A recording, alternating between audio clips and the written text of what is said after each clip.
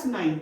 Before explaining the new chapter, I want to warn you that only few people or only few students are sending their assignments and others are not sending. So I warn them, send your assignments regularly. Now I am explaining chapter 8, that is indices. If A is any real number and n is a natural number, then a raised to the power n equals to a multiplied by a multiplied by a up to n times.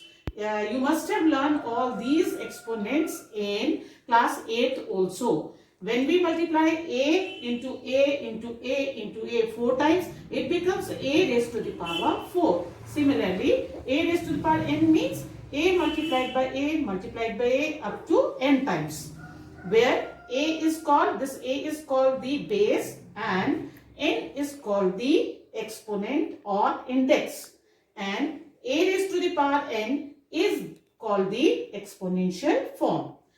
And this is also true that a raised to the power 0 equals to 1. A can be any variable, either it is x or y or any number also. Then the any number or any term to the power 0 is always equals to 1. And a raised to the power minus n is equals to 1 upon a raised to the power n. Now I am explaining some laws of exponents for real numbers. The first one is, if a raised to the power m multiplied by a raised to the power n is there, then it will be equal to a raised to the power m plus n. It means that if the bases are same, the powers are added. Now the second law of this exponent is a raised to the power whole raised to the power n equals to a raised to the power m multiplied by n. If whole to the power is given, then the powers will be multiplied. Now the third law of exponent is, if a raised to the power m divided by a raised to the power n is there, then it will be a raised to the power m minus n. Means you have to subtract the exponents of the denominator from the numerator. The fourth one is a raised to the power m multiplied by b raised to the power n. Because here the powers are same but the bases are different, then it will be equal to ab whole raised to the power m. Now the fifth one is a upon b whole raised to the power n will be equal to a raised to the power m upon b raised to the power n. And now the sixth one, a raised to the power minus n is equals to 1 upon a whole to the power n, or equal to, because 1 raised to the power any number is 1 only, so 1 will come in the numerator, upon a raised to the power this n. The next one is a raised to the power n is equals to b raised to the power n. If n is not equal to 0, then a will be equal to b, because here the powers are same, therefore the bases are also same. Now the last one is, if a raised to the power m equals to a raised to the power n is there, then m will be equal to n, provided a is not equal to 1.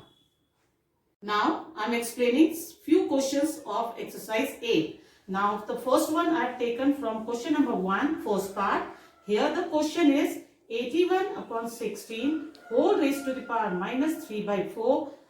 And as you know that a raised to the power minus n is equals to 1 upon a raised to the power n. Therefore, we will write the reciprocal of 81 upon 16, that is 16 upon 81 raised to the power 3 upon 4. Now, we will do the prime factors of 16 and 81. The prime factors of 16 is 2 raised to the power 4. And the prime factor of 81 is 3 raised to the power 4.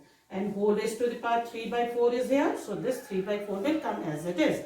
Now, as we know that a upon b whole raised to the power n equals to a raised to the power n and b raised to the power n. So here 2 raised to the power 4 will be multiplied by this 3 by 4 here, and 3 raised to the power 4 in denominator will be multiplied by 3 by 4. And this 4 and 4 will be cancelled. This 4 and this 4 will also be cancelled. Now what is left over here?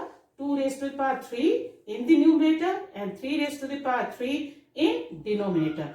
So 2 raised to the power 3 means 8 and 3 raised to the power 3 means 27. And this is the answer to this question. Now I am taking second part of question number 2, which is a raised to the power minus 1 plus b raised to the power minus 1 whole upon ab whole raised to the power minus 1. So from this law only, a raised to the power minus 1 can be written as 1 upon a. Similarly, b raised to the power minus 1 can be written as 1 upon b upon ab whole to the power minus 1 can be written as 1 upon ab. Now we'll take the LCM in the numerator, that will be ab only. If the if the denominators of two fractions are not same, their product is the LCM. Now this b will be multiplied over here and this a will be multiplied over here. So it will be b plus a upon ab divided by a 1 upon ab. Now a plus b, alphabetically a comes first, so I have written this a first, then plus b upon ab, and this division sign when changed into multiplication, we have to write down the reciprocal of this, that is ab only. So ab is cancelled. A plus b is the answer to this question. Now the fourth question I have taken, first part, 3a upon b to the power minus 1 multiplied by, this is plus 2b upon a raised to the power minus 1. Now 3a is already there in the numerator and b to the power minus 1 is here. If it is taken to the numerator, it will change into plus. So similarly in the second part of this, 2b into this a to the power minus 1 will change into a. So 3ab is coming from the first term plus 2ab will be written is come from the second, and if we add these two like terms, the answer will be 5ab. Now see question number 7, second part. The question is 5 into 25 whole to the power n plus 1 minus 25 into 5 raised to the power 2n upon 5 into 5 raised to the power 2n plus 3 minus 25 raised to the power n plus 1. Now here this 25 can be written as 5 square, and this 25 can also be written as 5 square, and this 25 also. So 5 from here, 25 5 square n plus 1 minus 5 to the power 2 into 5 to the power 2n, and here 5 into, this is taken as it is, and this 25 can be written as 5 square to whole to the power n plus 1. Now we'll multiply this power.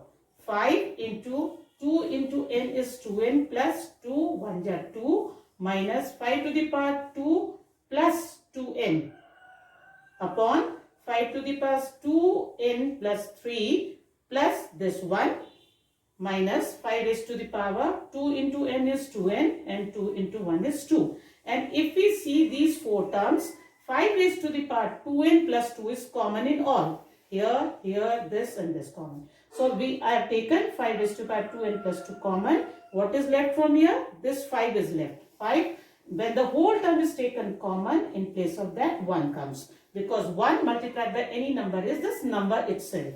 Now from here, if we take 5 raised to the power 2n plus 2 common, so 3 plus 1 is 4. So if I have taken 2 common, then 5 raised to the power 2 will left over here. Minus, if whole term is taken common, minus 1 is left. 1 is left over here. So 5 minus 1 is 4, and 5 square is 25 minus this 1. 25 minus 1 is 24, and 4 upon 24 is the answer. But if we reduce it into the lowest term, we can divide both the numbers by 4. That is 4 1 is 4 and 4 6 is 24. So 1 upon 6 is the answer of this question. Now I am explaining 10th question, first part. Here 3 raised to the power 2 whole to the power 0 plus 3 raised to the power minus 4 multiplied by 3 raised to the power 6 plus 1 upon 3 whole to the power minus 2. And if we multiply 2 and 0, we get 3 raised to the power 0 over here, plus if the bases are same and multiplication sign is there between them, the powers are added. So minus 4 plus 6 will come over here, plus we'll write down, because power is minus, so we will change it into we'll write down the reciprocal of this, that is 3. And 3 raised to the power minus 2 will change into plus 2. Now, any term to the power 0 is always equals to 1. So, we'll write down 1 over here. Plus 6 minus 4 is 2. 3 raised to the power 2 is 9. Plus 3 square is also 9. So, 1 plus 9 is equals to 19. This is the answer. I hope you have understood all the laws of exponents, and it will be easy for you to solve the question of chapter 8, exercise 8.